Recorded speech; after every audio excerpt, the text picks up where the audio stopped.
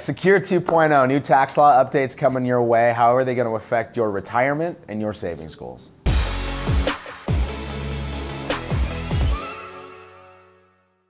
So on December 29th, 2022, we got hit with the Secure 2.0, the new tax law updates. What we wanted to do, there's a lot in this. So what was it last time? Like 10 to 12 items? About a dozen-ish in the Secure Act 1.0. And now it's about 100. So it's a lot, big change. We're not going to hammer 100 things at you right now, but what we are going to do is talk about the 6 takeaways from this bill. We'll do 3 this week, and then we'll do a part 2 video for next week with the other 3. So the first one is RMD age.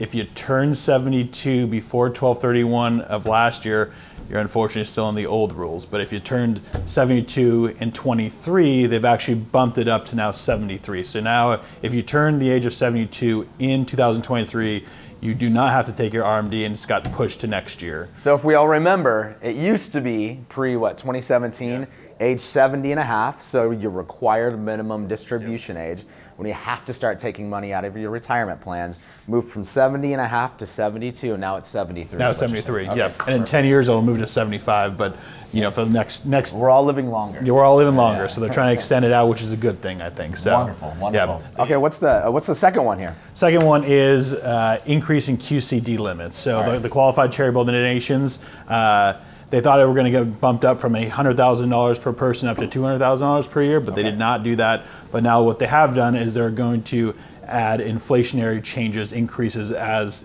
time goes on. So right now it's still $100,000 per beneficiary or per participant. Okay.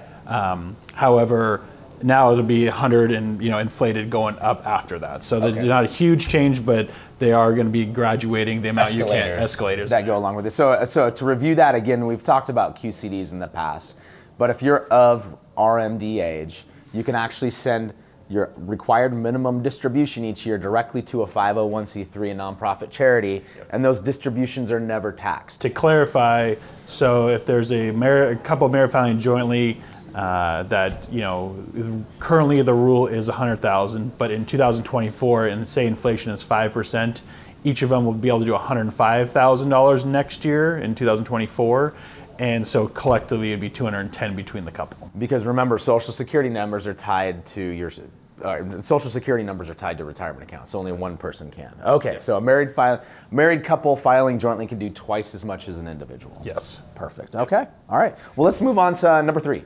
Number 3, the 529 to Roth conversion transfer. And this is insane. This is a really big change, awesome. Actually. So before there was no changes, basically if you had a 529 account, it was very, very hard to get it out of there. You could take it from, if it was your kid, you could give it to the nephews or their kids or back up to yourself. But now they're basically saying is, if the account has been open for 15 years, you can then transfer up to $35,000 per beneficiary from a 529 to a Roth account, which is great. Which is fantastic, because we have these conversations all the times with clients I don't want to overfund a 529 if my kids don't need the money, they get a scholarship, maybe they don't go to a traditional college, more of a trade school.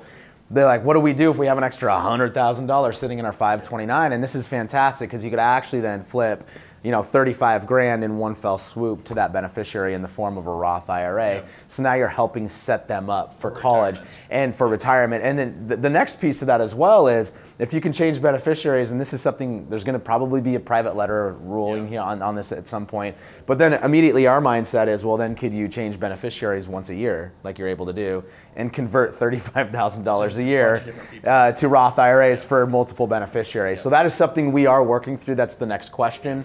But that's where our minds go from a planning standpoint and taking advantage of these. One thing that almost got pushed through the bill that they want to eventually is try to expand the 529 to different certifications. So whether it's a CFP, which we both have, CPA, those ones, they're actually starting to look at adding those particular items to be able to pay for them as well. So they're not really, just college. Just not college and traditional. Because traditionally hasn't been anywhere that takes the FAFSA, you can use a 529 for, more or less. So they're looking to increase that scope, especially as professional designations and those types of things. Thanks so much for watching, and we will chat with you next week.